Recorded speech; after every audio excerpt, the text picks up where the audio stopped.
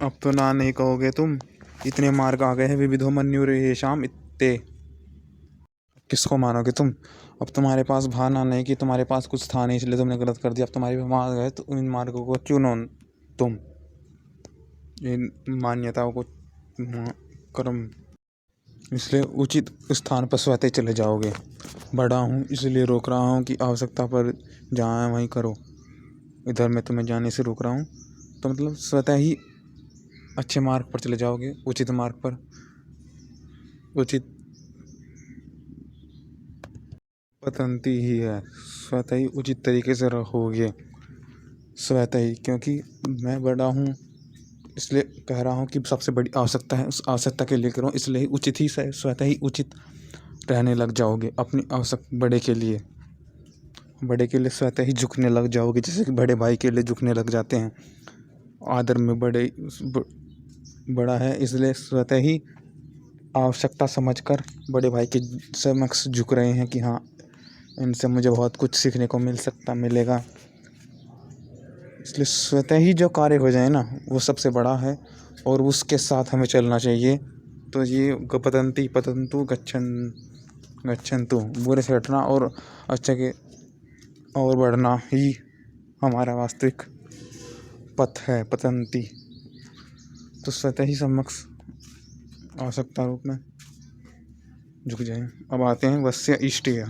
तो मेरी पहचान बल तो यही है कि मैं कहाँ तक इनका साथ दे सकता हूँ। पहचान मेरी आराध्य से है मेरी, तो उनकी आज्ञा का मुझे पालन करना पड़ेगा, करना आवश्यक है कि मैं अपने आराध्या के, तो आवश्यकता है हमें पता लग गई, आवश्यकता स्वामीपन से आ गई है। तो जो बात हमने की थी तो उनकी आज्ञा का, क्योंकि मैंने तो अपना समय पहचान बनाने में ध्यान दिया है। इतना तो मुझे पता नहीं कि क्या मैं उचित कि क्या सही हो सकता है। कैसे कहूँ मैं 100% कि मैं सही चल रहा हूँ, कि मैं सही करूँगा, क्यों मेरे से गलत नहीं होगा। कैसे पता लगेगा कि मैं सही हुए नहीं? तो अनुकरण करके स्वामी की मैं आराध्य पहचान तो उनकी याद करके, तो वही तो है होगा। वैसे इष्टिय वसीयत अतिशय से मैं इनकी सेवा कर रहा हूँ। तो यही तो है कि मैं इनके प्रति मेरा स्नेह भाव है। अगर मुझे सेवा करते हुए कष्ट हो रहा है तो मतलब मैं उचित मार्ग पर नहीं हूँ, क्योंकि मैंने समय तो अपने को संवारने में लगाया। तो संवारने का तो संवरा हूँ मैं, तो फिर मुझे कष्ट कैसा हो सकता है? नहीं, मैं तो अपनी सेवा के लिए तत्पर रहा हूँ, सज रहा हूँ। सेवा के लिए ही मैंने कर्म किया है कि मैं सेवा कर पाऊँ। अब उसको ही मैं नहीं कर पा रहा तो मतलब यह उचित मार्ग नहीं है। यह मार्ग ईश्वर के प्रति नहीं है, ये मैं गलत कर पा रहा हूँ, क्योंकि मैं उस दिशा में नहीं जा रहा हूँ। अपने कर्म की दिशा मैंने बदल दिया है। तो कर्म की दिशा जिसको सही चलाना चाहिए, कर्म की दिशा गलत ना जाने दो, क्योंकि वही कर्म की दिशा ही आपको कर्म करते रहोगे, फिर आपको कर्म फल बन जाएगा। तो किस दिशा में कैसा क्या कर्म किए जा रहे हैं।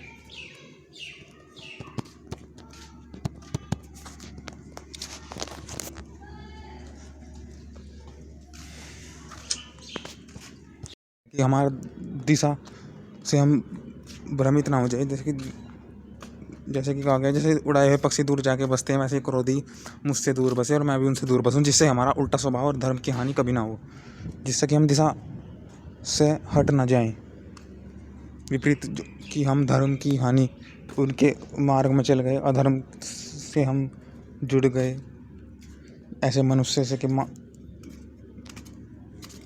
अच्छे को बुरा समझने लगे। अविद्या माना हम दिशा ना हम अपनी उल्टी करें, उल्टा मन स्वभाव वाले उल्टे सोचेंगे तो दिशा सब हानि हो जाएगी। देवी, व्यक्ति के उद्देश्य चाहे कितने ही उचित क्यों न, किंतु उसके कार्य उसके कर्म फल निर्धारित करते हैं। इसलिए अपने कर्मों को दिशाहीन होने से रोकें।